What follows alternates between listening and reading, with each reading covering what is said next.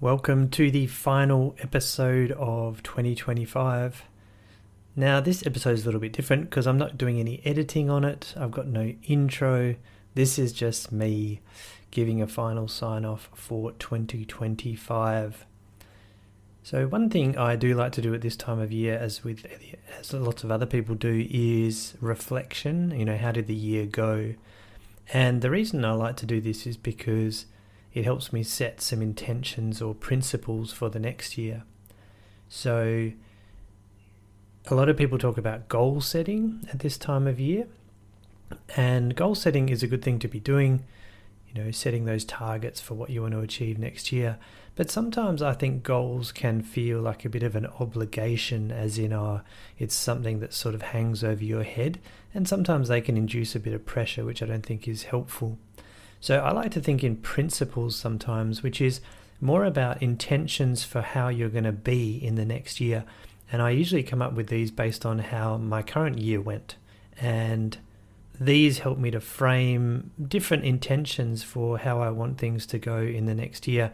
And then what I like to do is I stick them on the wall in front of me at my computer, and I can be reminded of them consistently throughout the year. So for example, you might have things like, I want to say no more, I want to push back more, I want to spend more time with family, I want to spend more time learning or developing my career, whatever it might be. You set these principles and they act as little guides for you so you can make decisions. Because when something comes up that you have to decide, you can look at these principles and say, hey, am I really pushing back as much as I should be or not?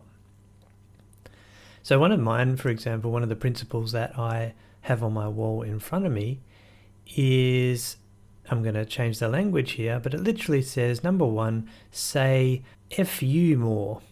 Now, the reason I use that profanity in my principle here is because I want it to be strong and punchy, and I want to look at it and go, yeah. Because the reason I do that is because sometimes I get people overstepping my boundaries from a professional perspective. They want me to do things for free. They want to book meetings with me that have no purpose, all this sort of stuff.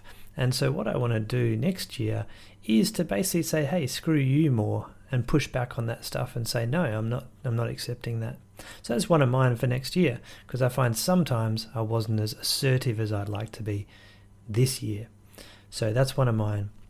Now, I'd encourage you to come up with your own set of principles that you can push on to for next year as well, and they can just help you set your intention for the year ahead. And that's all I've got for you today. It was just a quick sign off. I just want to say thank you very much for listening to my episodes. I've noticed a big spike or growth in my subscribers over the year, in terms of people listening to the podcast. So as one of those people, I just want to thank you for listening, and hopefully you've been able to apply some of the stuff I've talked about into your leadership role and had some good outcomes from it. So I look forward to supporting you next year as well. Hopefully you get some time off over the Christmas or end of year break, however you celebrate. And I look forward to supporting you next year. Hopefully you come back refreshed.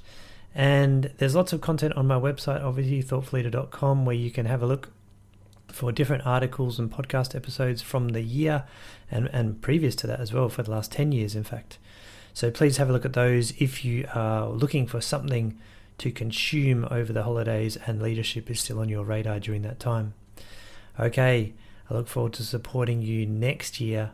Enjoy the break, and I'll be back in mid-January 2026.